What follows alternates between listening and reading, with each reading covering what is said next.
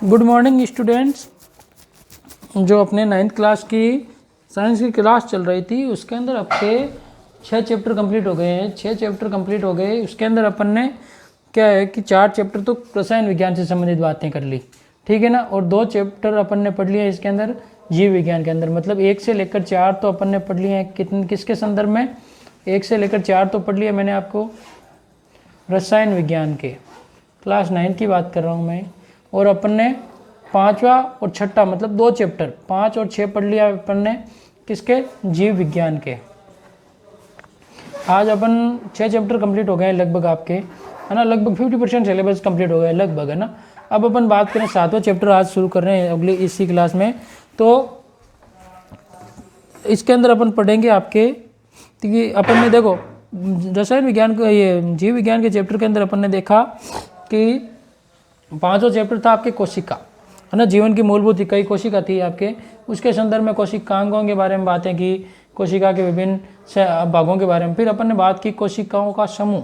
अगला चैप्टर पढ़ा अपन ने उत्तक। उत्तक के अंदर आपके खूब सारे उत्तक पढ़े अपन ने। इसके अंदर आपके पादप उत्तक और जंतु उत्तक, ठीक है ना। अब अगले चैप्टर है आपके चैप्टर नंबर 7 जिसके अंदर अपन चर्चा करेंगे आपके जैव विविधता के बारे में। मतलब जीवों में विविधता, डाइवर्सिटी, है ना, जीवों में विविधता। अब इसके अंदर अपन पढ़ेंगे आपके जीवों में विविधता के अंदर कि जीवों में विविधता किस प्रकार की होती है इसके संदर्भ में।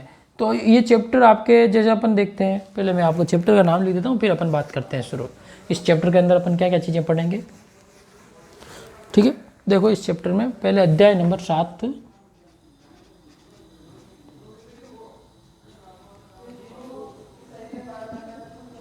जीवों में विविधता।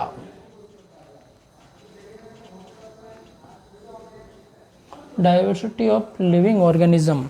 आई बात समझ? तो जीवों में विविधता के संदर्भ में बात करें अपन तो अपन देखते हैं कि खूब सारी जैव विविधता पाई जाती है अपने पृथ्वी के ऊपर। बात करें अपन तो अपन किस ग्रह पर रह रहे हैं? पृथ्वी के ऊपर। तो इस पर खूब सारी अलग अलग जगह पर जाते हैं तो अपन खूब सारी अपन को विविधताएं देखने को मिलती है। जैसे अपन देखते हैं कि यहाँ पृथ्वी पर असंख्य ऐसे जीव हैं जिनको अपन अपनी नग्न आंखों से नहीं देख सकते। एक कोशी के जीव हैं खूब सारे। यही बात समझे। विविधता की बात करें, विविधता का मतलब क्या होता है? एक ही जगह पर अलग अलग जगह की, मतलब जैसे ये अपन पृथ्वी की सतह की बात करें तो इसके ऊपर मतलब पूरे एक ही ग्रह पर इतनी विविधताएं हैं। मतलब कुछ जीव तो ऐसे हैं कि जो आपके अपन को आंखों से दिखाई ही नहीं देते हैं। बात समझ में।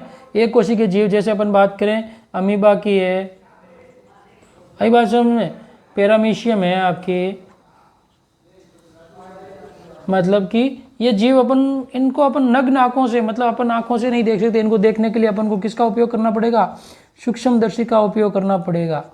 आई बात समझ, माइक्रोस्कोप का। तो ये तो जीव अपन को आंखों से ही नहीं दिखाई दे रहे हैं। ये भी तो जीव है, ये भी पृथ्वी के ऊपर पाए जाते हैं, जीवित जीव है। और कुछ जीव ऐसे हैं जैसे नीली व्हेल मछली है ना। आई बात समझ, क्या है नीली व्हेल मछली जिसकी बात करें अपन तो वो इतनी बड़ी है, देखी होगी आपने, सुना होगा। मतलब लगभग कितनी होती है? ये तो सबसे छोटा जीव।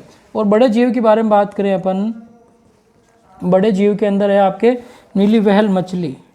क्या है? नीली व्हेल मछली जिसकी लंबाई लगभग कितनी है आपके? 30 मीटर। यही बात समझ में, 30 मीटर। अब 30 मीटर आप अनुमान लगाएं, 30 मीटर कितना होता है? बहुत ज़्यादा होता है। मतलब 30 मीटर के, 1 मीटर के अंदर कितना होता है? लगभग आपके 2.5 फीट होता है। मतलब 1 मीटर लगभग कितना होता है आपके? 2.5 फीट। मतलब लगभग ये एक बोर्ड, ये अपन जो मैं आपकी क्लास चल रही है इस बोर्ड के ऊपर, तो ये आपके 1 मीटर का है लगभग, है ना। 1 मीटर लंबा चौड़ा है ये आपके। तो ये 1 मीटर है आपको, जो आपको एरिया दिख रहा है अभी ये बोर्ड का, ये आपके क्या है? 1 मीटर है। तो अब 1 मीटर है तो ऐसे अपन कितने 30 और जोड़ें तब वो जाके क्या होगा आपके? एक व्हेल मछली है। तो ये तो अपन को आंखों से नहीं दिखाई दे रहे। जैसे कुछ बैक्टीरिया हैं, आई बात समझे, बैक्टीरिया, इनका क्या होता है? अपन आंखों से नहीं देख सकते। मतलब आंखों से नहीं देख सकते, बहुत छोटे होंगे। इनका आकार तो होता है आपके माइक्रोमीटर में। किस में होता है? माइक्रोमीटर में आकार होता है इनका तो, और इसका आकार लगभग 30 मीटर। अब एक तो ये और एक ये, कितनी विभिन्नता है। अपन क्या बीच में आते हैं, आई बात समझ में। तो इतनी विभिन्नता। और बात करें अपन तो पेड़ पौधों की, तो खूब सारे ऐसे पेड़ पौधे हैं जो बहुत सूक्ष्म होते हैं, बहुत पतले होते हैं, जिनको अपन जैसे जल के अंदर पाए जाते हैं, जलीय पादप है ना। खूब सारे जो घास फूस है वो क्या बहुत छोटी छोटी। और एक पादप है रेडवुड, जो लगभग 100 मीटर लंबा होता है, ऊंचा होता है।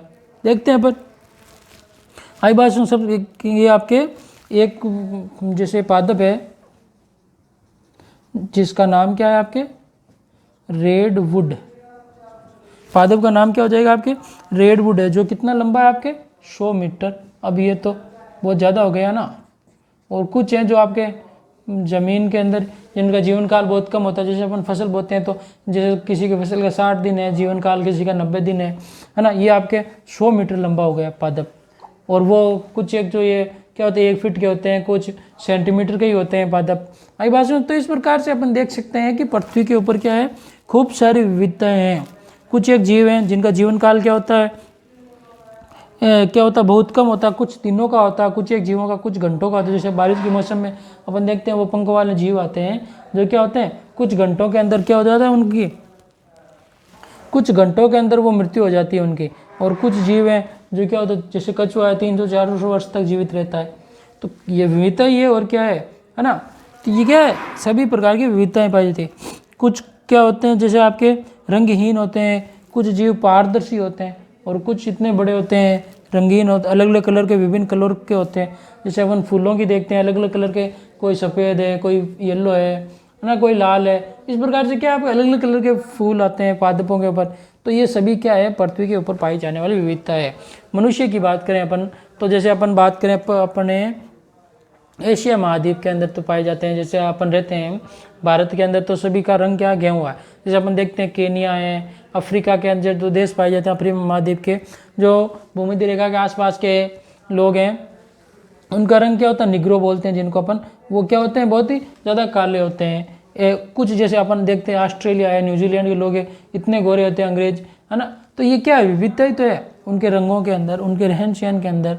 तो ये क्या है, सभी विविधता है किसकी, पृथ्वी की। तो अपन इस चैप्टर में यही चीज़ें पढ़ेंगे, जीवों में पाई जाने वाली विविधता, कि किस किस प्रकार के पृथ्वी के ऊपर जीव पाए जाते हैं। इनके बारे में अपन इसको पूरे भागों में बांट कर पढ़ेंगे। एक बात हूँ कि जैव विविधता किस प्रकार से है पृथ्वी के ऊपर, कि कैसे पादप हैं, कैसे जंतु हैं, कुछ एक कोशिकीय है, कुछ बहुकोशिकीय है ना, कैसे पाए जाते हैं। कोशिकांग है, किसी के अंदर असंगठित केंद्रक होता है, किसी के अंदर केंद्रक नहीं पाया जाता है। आई बात। तो इस प्रकार से अपन बातें करेंगे इनके अंदर, कि एक कोशिकीय जीव जो इनको अपन आँखों से नहीं देख सकते, इनको अपन क्या होते हैं नग्न आँखों से नहीं देख सकते। आई बात समझो, नग्न आँखों से नहीं देख सकते। आई बात। और इनको अपन आँखों से देख सकते हैं। तो इस प्रकार से अपन देखते हैं, आँखों से क्या देखते हैं, बहुत बड़े होते हैं ये। आई बात समझ। तो ये तो क्या है, बहुत बड़े। और ये क्या है, इनको अपन आँखों से देखने के लिए अपन को सूक्ष्मदर्शी की जरूरत पड़ती है। तो इस प्रकार से ये क्या विविधता ही तो है, अपने संविधान में भी लिखा हुआ है विविधता में एकता है भारत के अंदर। तो पृथ्वी के अंदर कितनी विविधता है, इनके बारे में अपन चर्चा करेंगे। तो इस चैप्टर में अपन यही चीज़ें बातें करेंगे। फिर अपन इसके अंदर वर्गीकरण को बांटेंगे, कि पादपों को उनकी बनावट के आधार पर, जंतुओं को ना। तो इस प्रकार से एक बहुत ही प्रचलित इस चैप्टर में क्या पढ़ेंगे वो बता रहा हूँ मैं आपको नाम। एक प्रचलित वैज्ञानिक हुए थे जिनका नाम था विटेकर, R.H. विटेकर। आवाज समझ में, वैज्ञानिक का नाम था आपके, जिनके बारे में अपन चर्चा करेंगे उनका नाम हुआ है आपके विटेकर, जिन्होंने बताया आपके इसके संदर्भ में। सबसे पहले जैसे एक जगत की, द्विज जगत की प्रणाली पढ़ेंगे, त्रिजगत की प्रणाली है, चतुर्थ जगत की है, उसके बाद में पंच जगत की जो सर्वमान्य रही रॉबर्ट विटेकर। इन्होंने बताया आपके जंतुओं को 5 भागों में बांटा। पादपों एवं जंतुओं को क्या है, सजीवों को कितने भागों में बांटा, पंच जगत की प्रणाली पढ़ी। अब पढ़ेंगे अपन, रॉबर्ट वैज्ञानिक हैं, इस चैप्टर में पढ़ेंगे अपन। मैं आपको इस चैप्टर का इंट्रोडक्शन बता रहा हूँ कि अपन क्या क्या पढ़ेंगे इसके अंदर। Whittaker, Robert Whittaker. तो इन्होंने बताया आपके जो सजीवों को 5 भागों में बांटा। किसको, सजीवों को, जो लिविंग ऑर्गेनिज्म है, सजीवों को 5 जगत में बांटा, 5 जगत में बांटा। तो उनके देखो एक बार नाम बता दे रहा हूँ मैं। पहला होता है इसके अंदर मोनेरा, आई बात समझ। दूसरा है इसके अंदर प्रोटिस्टा, ये 11th-12th में आपके पूरी डिटेल्स है इसके अंदर है आपके, काफ़ी हद तक अपन पढ़ेंगे इसके अंदर। तीसरा होता है आपके फंजई, फंजई इंग्लिश वर्ड, इसको अपन कवक भी बोलते हैं। और नंबर 4 है आपके, 4 नंबर पे है आपके क्या है, प्लांटी, आई बात में प्लांटी। और नंबर 5 पे पढ़ेंगे अपन इसके अंदर एनिमेलिया, आई बात समझ। तो ये आपके प्लांटी और एनिमेलिया। तो इस प्रकार से ये आपके क्या 5 जगत की प्रणाली बताई इन्होंने। मोनेरा के अंदर तो एक कोशिका है जिनके अंदर केंद्रक संगठित नहीं होता, प्रोटिस्टा के अंदर जिनके अंदर थोड़ा केंद्र संगठित होता है, फंजई के अंदर सबसे इंपॉर्टेंट है आपके ये, एक तो प्लांटी और दूसरा नंबर 5 है आपके एनिमेलिया। इसके अंदर अपन प्लांटी को क्या होता है 4-5 भागों में बांटकर पढ़ते हैं। प्लांटी के अंदर अपन पढ़ेंगे आपके, सबसे पहले आप प्लांटी के अंदर आपके आ जाएगा ब्रायोफाइटा है, टेरिडोफाइटा है ना, फंजई ये तो छोटे छोटे हैं। इसके अंदर अपन प्लांटी के अंदर पढ़ेंगे आपके जैसे थैलोफाइटा, जिनका शरीर थैलस से बना हुआ है, बात करेंगे अपन इसके अंदर थैलोफाइटा। दूसरा इसके अंदर पढ़ेंगे अपन ब्रायोफाइटा, ये क्या शब्द हैं है ना, इनके बारे में चर्चा करेंगे। ब्रायोफाइटा है। नंबर 3 है आपके इसके अंदर टेरिडोफाइटा है। 4 नंबर पे पढ़ेंगे अपन इसके अंदर जिम्नोस्पर्म है। और नंबर 5 पे इसके अंदर पढ़ेंगे अपन एंजियोस्पर्म। आई बात सुन, थैलोफाइटा, ब्रायोफाइटा, टेरिडोफाइटा, जिम्नोस्पर्म और एंजियोस्पर्म, ये प्लांटी के 5 भाग पढ़ेंगे, जिसके अंदर थैलोफाइटा थोड़ा कम विकसित है, एंजियोस्पर्म सबसे विकसित पादपों को रखा गया है इनके अंदर, इनके बारे में चर्चा करेंगे। इसके अंदर ये सारे पादपों के बारे में चर्चा करेंगे। एनिमेलिया के अंदर इसको अपन 2 भागों में बांट कर पढ़ेंगे। सबसे पहले तो एक तो कशेरुकी, क्या है पहला नाम तो आ जाएगा आपके कशेरुकी, और दूसरा आ जाएगा आपके अकशेरुकी। एक तो हो जाएगा आपके कशेरुकी, जिसके अंदर रीढ़ की हड्डी या नोटोकॉर्ड प्रेजेंट रहती है किसी न किसी रूप में, वो तो कशेरुक। और अकशेरुक जिनके अंदर रीढ़ की हड्डी या नोटोकॉर्ड प्रेजेंट नहीं रहती है, वो अकशेरुक। इनको अपन खूब सारे पोरीफेरा, सिलेंट्रेटा, आर्थ्रोपोडा, मोलस्का, काइनोडर्मेटा, है ना, ये सारे वर्ग पढ़ेंगे। कशेरुक के अंदर आपके जो 3-4 प्रकार के वर्ग होते हैं, जिसके अंदर आपके वर्टिब्रेट के अंदर आ जाएंगे आपके सबसे पहले तो जैसे पिसीज वर्ग है, इसके अलावा आपके एवीज वर्ग है ना, इसके अलावा पिसीज वर्ग हो जाएगा, एवीज वर्ग हो गया, उभयचर वर्ग जिसके अंदर एम्फीबिया बोलते हैं अपन, रेप्टाइल वर्ग है जिसके अंदर सरीसृप वर्ग के पूरे पादप, और सबसे लास्ट में पढ़ेंगे अपन स्तनधारी, जिसके अंदर मनुष्य वगैरह सभी आते हैं जिनके अंदर स्तन पाए जाते हैं, वो आपके स्तनधारी, जो आपके कशेरुक के अंदर पढ़ेंगे अपन। और अकशेरुक के अंदर आपके जैसे पोरीफेरा, जिनका सल्कोसेर वगैरह ना, खूब सारे 9-10 प्रकार के जो अकशेरुक वर्ग पाए जाते हैं, जिसके अंदर अपन पढ़ेंगे पोरीफेरा, सिलेंट्रेटा, आर्थ्रोपोडा, प्रोटोजोआ, है ना, मोलस्का, एकाइनोडर्मेटा, एस्केल्मेंथेज, प्लेटीहेल्मिन्थेज, ये सब आपके अकशेरुक वर्ग के। और कशेरुक वर्ग के जिसके अंदर एक तो एवी, जिसके अंदर उड़ने वाले पक्षी, मत्स्य जिसके अंदर मछलियाँ वगैरह, है ना। फिर अपन पढ़ेंगे उभयचर, मतलब जिसके अंदर ये आपके जो जल और थल दोनों पे रह सकते हैं, उभयचर वर्ग के प्राणी, जैसे एम्फीबिया, मेंढक वगैरह। इसके अलावा अपन पढ़ेंगे इसके अंदर उभयचर के अलावा सरीसृप, जो आपके रेंग कर चलते हैं, है ना, जैसे सर्प वगैरह, सर्प की विभिन्न प्रजातियां हैं। इसके अलावा लास्ट अपन पढ़ेंगे इसके अंदर स्तनधारी, स्तनधारी जिनके ऊपर क्या होते हैं, स्तन पाए जाते हैं, जैसे मनुष्य वगैरह। ये सभी क्या है, ये आपके किसके अंदर आ जाएंगे, आपके ये सारे वर्ग पढ़ेंगे अपन इसके अंदर कशेरुक के अंदर। और अकशेरुक के अंदर तो प्रोटोजोआ, पोरीफेरा, खूब सारे। तो इस प्रकार से ये पंच जगत की प्रणाली के आधार पर बांट कर अपन पादप, ये अध्याय नंबर 7 पढ़ेंगे पूरा डिटेल से। ये तो आपके ब्रीफ इंट्रोडक्शन रहा कि इस चैप्टर के अंदर अपन क्या क्या पढ़ेंगे। यही बात है, बहुत अच्छा चैप्टर है, इंपॉर्टेंट है, आपके फ्यूचर में काम आता है, और कंपटीशन एग्जाम होता है तो इसके अंदर से हमेशा क्वेश्चन बनता है। ये जो अपन चैप्टर पढ़ेंगे इसके अंदर, तो ये आपके लिए इंपॉर्टेंट रहेगा, रॉबर्ट विटेकर की पंच जगत की प्रणाली। यही बात समझे, पंच जगत के अंदर पहला तो आपके मोनेरा, प्रोटिस्टा दूसरा, तीसरा फंजई, चौथा प्लांटी और पांचवा एनिमेलिया। ये 5 चीज़ें अपन इसके अंदर पढ़ेंगे। जैव विविधता को मोटे मोटे तौर पर 5 भागों में बांटकर पढ़ेंगे। आई बात समझ में? तो ये आपके चैप्टर रहेगा, इसके अंदर अपन ये चीज़ें पढ़ेंगे और बहुत बड़ा चैप्टर है और बहुत धीरे धीरे स्लो मोशन में पढ़ेंगे। इसके अंदर अपन सारी चीज़ें कि क्या क्या कौन कौन से वर्ग पाए जाते हैं इसके अंदर, कौन कौन से इनके अंदर संरचना पाई जाती है, कैसी कैसी होती है। तो अपन ने बातें की जैव विविधता के अंदर कि पृथ्वी पर क्या होते हैं आपके खूब सारे इस प्रकार के जो जीव पाए जाते हैं। कुछ एक बहुत बड़े होते हैं, जैसे चीड़ का वृक्ष है जो हजारों वर्षों तक जीवित रहता है, और कुछ पादप हैं जिन जैसे मच्छर हैं उनका जीवन काल, कुछ जंतु हैं जिनका जीवन काल क्या था कुछ घंटों का होता है। तो ये क्या विविधता ही तो है ना। जैसे अपन देखते हैं आजकल क्या होता है, अलग अलग जंतुओं के रंग अलग अलग होते हैं, कुछ जंतुओं के अंदर रंग बदलने की प्रवृत्ति पाई जाती है ना। ये सभी क्या है आपके विविधता है। तो जीवधारियों के अंदर खूब सारी विविधताएं पाई जाती है, ये होती है आपके इस चैप्टर में पढ़ेंगे। और फिर अपन पढ़ेंगे कि जीव जंतुओं को वर्गीकृत किस प्रकार से किया गया।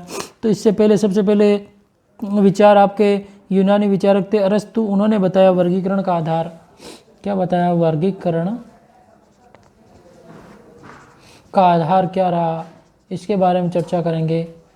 जैसे सबसे पहले आपके यूनानी दार्शनिक अरस्तु है ना, जिसको जीव विज्ञान का पिता कहा जाता है, फादर ऑफ बायोलॉजी अरस्तु। इन्होंने जो वर्गीकरण आपके थल, जल एवं वायु में रहने वाले जंतुओं के आधार पर, जो जल में रहते हैं उनको बांट दिया अलग भाग में, फिर जो स्थल पर रहते हैं जमीन पर रहते हैं उनको बांट दिया अलग भाग में, जो वायु में उड़ते हैं उनको अलग भागों में। तो इस प्रकार से उन्होंने बांट दिया 3 भागों में। किसने? अरस्तु ने। किसने बांटा ये 3 भाग? आपके वैज्ञानिक हुए थे आपके अरस्तु, एरिस्टोटल है ना। फिर उसके बाद में ये जीवन को देखने के लिए बहुत से किंतु भ्रामक, जैसे उदाहरण के लिए समुद्रों में रहने वाले जीव प्रवाल है जो आपके कैल्शियम कार्बोनेट का आवरण होता है जंतुओं के द्वारा, ऑक्टोपस है, स्टार फिश है, ये आपके काफ़ी एक दूसरे से अलग होते हैं है ना। जल के अंदर भी पाए जाने वाले जीव खूब सारे अलग अलग प्रकार के पाए जाते हैं, इनके बारे में चर्चा करेंगे। तो ये प्रणाली क्या रही आपके, ज़्यादा चली नहीं, किसकी? अरस्तु वाली। फिर उसके बाद में और समूहों में बांटने का प्रयास किया गया वैज्ञानिकों के द्वारा। खूब सारे वैज्ञानिकों ने अपने अपने प्रयास किए कि उनको उनके मौलिक आधार पर, जीवन की संरचना के आधार पर बांटने का प्रयास किया। लेकिन सर्वमान्य क्या रहा आपके, ये जो रॉबर्ट विटेकर का प्रयास रहा वही सही रहा। मोनेरा, प्रोटिस्टा, फंजाई, प्लांटी और एनिमेलिया, जिसके अंदर प्लांटी को अपन ने थैलोफाइटा के अंदर बांटा, ब्रायोफाइटा के अंदर, टेरिडोफाइटा के अंदर, फिर जिम्नोस्पर्म और एंजियोस्पर्म सबसे विकसित पादप, ये सबसे कम विकसित पादप। और जंतुओं के अंदर अपन ने एनिमेलिया के अंदर कशेरुक और अकशेरुक के रूप में पढ़ा। कशेरुकी तो वे जिनके अंदर नोटोकॉट पाई जाती है, रीढ़ की हड्डी किसी न किसी रूप में पाई जाती है, और अकशेरुक जिनको अंदर रीढ़ की हड्डी किसी न किसी रूप में ही नहीं पाई जाती है ना। इसके अलावा अपन ने फर्स्ट चैप्टर में पढ़ा आपके प्रोकैरियोटिक सेल्स और यूकैरियोटिक सेल्स है ना। प्रोकैरियोटिक क्या होती है और यूकैरियोटिक क्या होती है, इनके बारे में, कि जिनके अंदर क्या होता है, केंद्रक है या फिर जो कोशिकांग है वो विकसित नहीं पाए जाते हैं, वो विकसित या फिर केंद्रक नहीं पाया जाता, वो तो आपके प्रोकैरियोटिक, और जिनके अंदर केंद्रक एवं कोशिकांग पूर्णतः विकसित होते हैं वो क्या कहलाते हैं, आपके यूकैरियोटिक जीव होते हैं। इनके बारे में अपन ने चर्चा की। इसके अलावा और वर्गीकरण किस प्रकार से किया गया इनके बारे में, कि वर्गीकरण और जीवों का विकास कैसे हुआ, जैसे अपन ने इनके बारे में अपन क्या करेंगे अगली क्लास में चर्चा करेंगे, कि जीवों का विकास के संदर्भ में और आपके पादपों के जो विकास के संदर्भ में।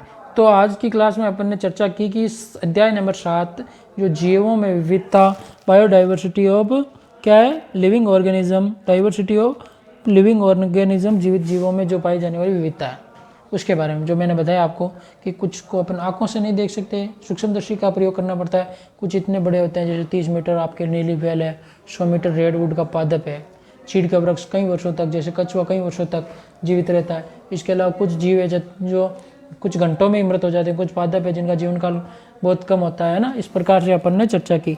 तो ये क्या है, सारी विविधताएं हैं किसके अंदर, आपके जीवों के अंदर पाई जाने वाली। तो इनके बारे में अपन चर्चा करेंगे। आपके जीवन के अंदर जैव विकास किस प्रकार से हुआ है, डार्विन ने क्या बताया, लेमार्क ने क्या बताया, इनके बारे में अपन अगली क्लास में चर्चा करेंगे।